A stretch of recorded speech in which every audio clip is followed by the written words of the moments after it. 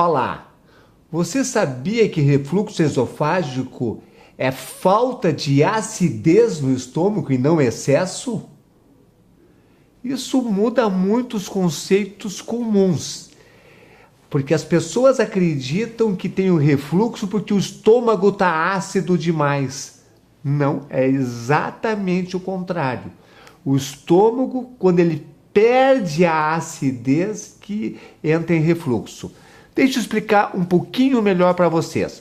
O pH do estômago, ele está entre 1,5 e 2,5. É importante ele manter essa acidez, porque essa acidez que vai fazer a digestão dos alimentos, principalmente da proteína, que mais precisa do suco gástrico.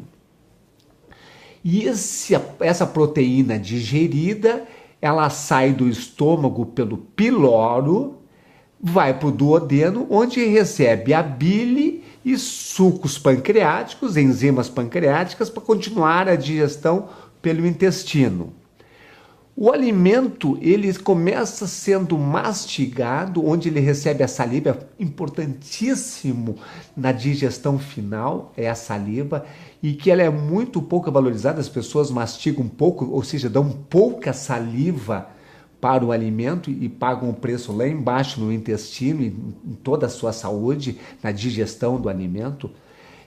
A gente ouve muito falar que nós somos aquilo que nós comemos. Errado! Nós somos aquilo que nós digerimos. Se eu comer a comida certa, mas não mastigar adequadamente, não digerir adequadamente, eu vou ter uma alimentação muito deficiente. Então a gente mastiga, desce pelo esôfago, passa pelo esfíncter esofágico, vai para o estômago, onde recebe o suco gástrico ácido e vai para o intestino. Se o estômago aumenta o pH, ele vai bloquear a saída do estômago. O duodeno não aceita alimentos com pH acima de 3. Se o pH acima de 3 passa para o duodeno, vai causar problema. Então o piloro fecha. E o esfíncter esofágico é o contrário. Ele fecha quando o pH está abaixo de 3. Então, quando o estômago está ácido, o esfíncter esofágico, esse que vem do esôfago, não deixa voltar o alimento do estômago. Então, se o estômago, a acidez não começa a aumentar, o esfíncter não fecha e começa a subir. E daí aquela parte do esôfago, que é uma mucosa muito sensível, que é alcalina, sofre da acidez do estômago, mesmo estando por o estômago pouco ácido, mas por o esôfago está muito ácido. Então, aquilo causa a acidez no estômago, que dá aquela azia, sensação de queimor no peito e que vai gerar a hérnia de hiato também dentro desse aspecto.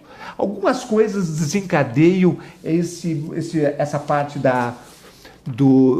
de não fechamento do esfíncter e do aumento da acidez, que é a gravidez, uma doença chamada esclerotemia, mas 3 coisas que a gente, da nossa vida diária: obesidade, tabagismo e álcool.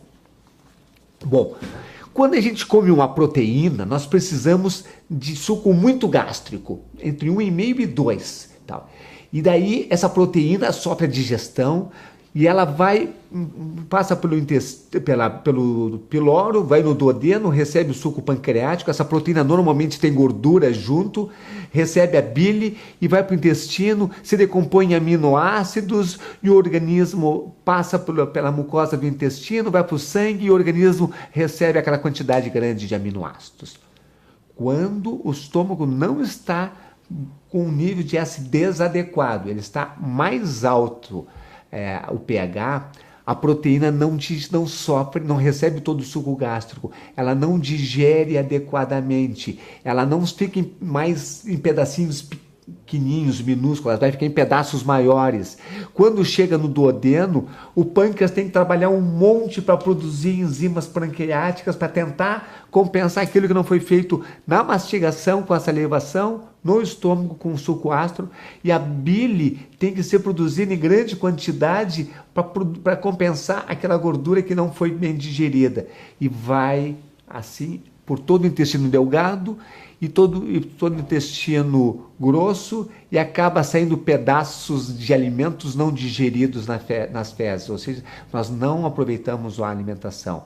Mas isso não é pior. O pior que acontece é que aqueles pedaços grandes, eles afetam a membrana do intestino, agridem a membrana do intestino, geram um processo inflamatório importante na membrana do intestino, e essa membrana acaba criando uma permeabilidade aumentada, ou seja, os poros, que são pequenininhos para passar moléculas pequenas ali, ficam poros grandes e passa pedaços grandes de proteína e de outros alimentos pela mucosa intestinal indo para o sangue. E como é que o sangue entende isso? Como agressão, como um corpo estranho, como um inimigo. Ele não entende como alimento, porque ele só entende o alimento pequenininho, o aminoácido quebrado da proteína. Ele não entende aqueles pedaços grandes de proteína como alimento, e ele ataca aqueles pedaços como um corpo estranho. Isso gera um processo alérgico e gera defesas imunológicas atacando aquilo ali. Essas defesas imunológicas geram o início das doenças autoimunes. O corpo começa a atacar esses alimentos mal digeridos e daqui a pouco acaba atacando a si mesmo. É o princípio da asma, das artrites, das esclerodermia, da esclerose múltipla, de todas as doenças consideradas autoimunes. Então, é importante que você tenha o seu estômago ácido. É a pergunta que tu me faz assim: quais são as coisas que mais aumentam a alcalinidade do estômago? O que diminui a acidez? Duas coisas. É uma bactéria chamada H. pylori, Heliobacter pylori. Essa bactéria, ela ataca o estômago e provoca uma série de alterações no estômago. A outra coisa são os famigerados carboidratos. O carboidrato precisa, para se digerir, que o suco do estômago, o suco gástrico, seja o máximo alcalino possível. Então, quando você comer um carboidrato, você está alcalinizando o estômago. E se você comer uma proteína em cima, dá para imaginar a situação controversa que o estômago fica. Tem um pedaço de um bife com batatas, tem um pedaço da batata querendo que fique alcalino e um pedaço do bife querendo que fique ácido. E não fica nenhuma nem outra coisa. Por isso que tem muitos autores que recomendam não misturar proteína com carboidrato. Mas esse é assunto para um outro tema. Uma outra coisa que eu queria colocar para vocês é o que acontece em relação ao momento da alimentação. Se você se alimentar antes de dormir, logo antes de dormir, está com fome, resolveu comer um pedaço de queijo, você não vai ter tempo suficiente para o estômago esvaziar, e essa manutenção, e tu pegando no sono, que vai diminuir o processo digestivo, vai fazer com que o alimento permaneça no estômago muito mais tempo. Esse é um outro fator de problemas no corpo e que vai gerar o refluxo esofágico. Uma coisa que ajuda muito para diminuir o problema de refluxo esofágico é o limão. Tomar limão em jejum, sem açúcar, claro, de preferência sem adoçante, vai fazer com que se equilibre a acidez do estômago. Muitas pessoas curam a acidez do estômago tomando limão, algumas não. Você vai ter que fazer o teste com você mesmo. E uma outra coisa que é importante em função desse assunto: se o meu estômago começa a ficar muito alcalino, perdendo a acidez, todo o resto da alimentação que vai para o intestino fica afetado, inflama o intestino, vai para o sangue, aumenta a acidez no sangue. E isso está provado que é um fator gerador de doença. Quanto maior for o grau de acidez no estômago, maior a possibilidade de formação de câncer no resto do corpo.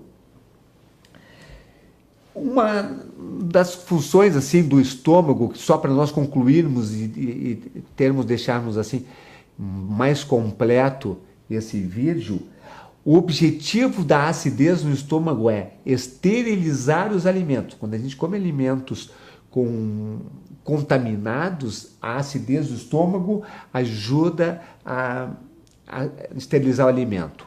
A digestão da proteína, que nós já falamos, quanto mais ácido for o estômago, maior é a produção de uma enzima chamada pepsina, que ela ajuda no metabolismo proteico. Existe uma glicoproteína desenvolvida através do estômago. Não é que o estômago produz um fator intrínseco que promove a formação de uma glicoproteína, e essa glicoproteína vai ajudar na absorção da vitamina B12, que é fundamental para a nossa energia. Quanto mais ácido for o estômago, melhor é a produção de bile e das enzimas pancreáticas. Já falamos sobre o fluxo, dele abrir o esfíncter pilórico, e a acidez, e fechar o esfíncter esofágico. Espero que isso tenha te ajudado a entender um pouquinho sobre os refluxo gastroesofágico e que você não deveria estar tomando antiácidos para tratar refluxo gastroesofágico. Eu desejo a você uma super saúde.